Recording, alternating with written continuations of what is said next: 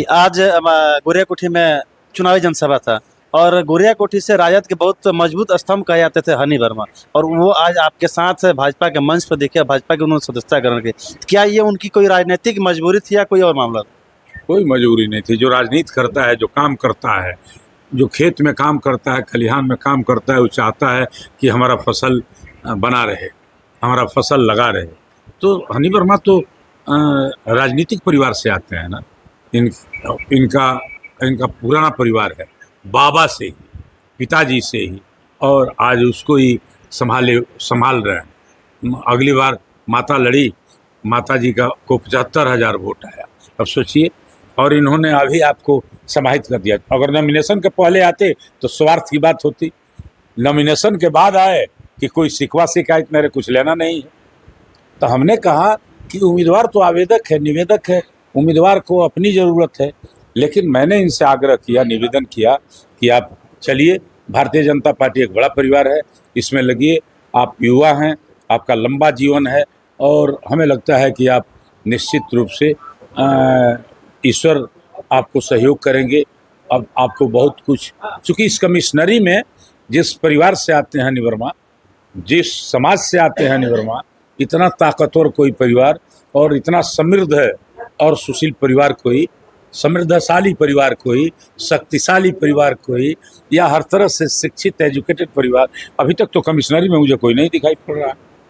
हनी वर्मा के एनडीए परिवार में आने से, आपके साथ आने से गोरिया कोठी में देवस्कांत सिंह और एनडीए को कितना फायदा? बोलिए ना।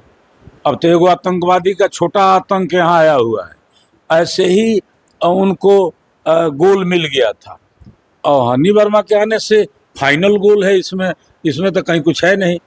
अब कथा कहानी चलेगा, प्रक्रिया पूरा करना है। मैंने एक वोट की बात कहा आपको कि राजस्थान में आपको सीपी जोशी चीफ मिनिस्टर के उम्मीदवार थे, कांग्रेस ने उनको मुख्यमंत्री का उम्मीदवार घोषित किया था और वो एक वोट से चुनाव हार गया। हमने कहा कि ऐसा नहीं कि आप ई व्यवस्था में कि अब तो 75,000 वोट पाने वाला व्यक्ति ही मेरे साथ चला आया, मैं अब घर सो जाए। नहीं, आपको जगे रहना है। सोए हुए को जगाने में कठिनाई है, सोए हुए को जगाने में आपको परेशानी नहीं है। जैसे आप चाल करेंगे आनंद मोहन, चाल करेंगे आप तारकेश्वर जी, चाल करेंगे अनु जी, तो बोलेंगे, लेकिन जगा हुआ व्यक्ति को जगाना बड़ा कठिन काम है। उसको अगर नहीं बोलना चाहता है तो 10 वरनाम रखिएगा तभी नहीं बोलेगा।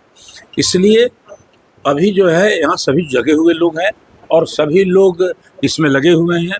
हमने कहा था कि वो एक वोट से हार गए थे, इसलिए आप सजग रहिए।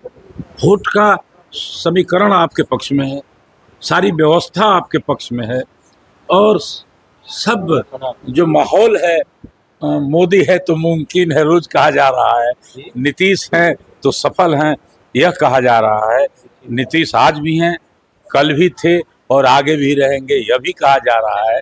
अभी जाइए ना, औरतों से पूछिए ना, अभी जो 10,000 रुपया उन्होंने दिया ना नीतीश के वोट दे। चलिए, बहुत बहुत धन्यवाद। चुनावी समय है, सब नेताओं को बेचैनियां, एक दूसरे से संपर्क करने की बेचैनियां, इसी क्रम में हम बात हुई, और भी नेताओं से बातचीत करते रहेंगे। आप हमारे साथ जुड़े रहे, बने रहिए, देखते रहिए सशक्त भारत। तब तक ले, जय हिंद, नमस्कार। चलिए, बहुत बहुत